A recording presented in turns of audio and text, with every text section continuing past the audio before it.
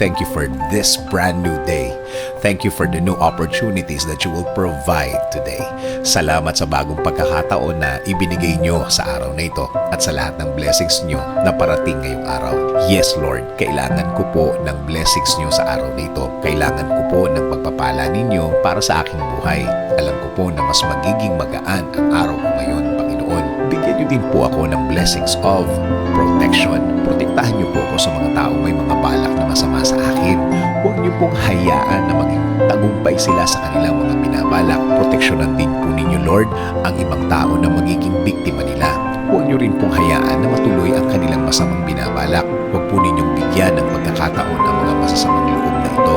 I need your blessings, Lord. Also, in healing, itinataas ko po ang lahat ng mga nararamdaman ko ngayon sa inyo. Alam ko na kayo lang ang makakapagpagaling sa akin at sa kanila, Panginoon. Alam ko ang mga sakit na ito will bow down to your name at tuluyang mawawala. In Jesus' name we pray.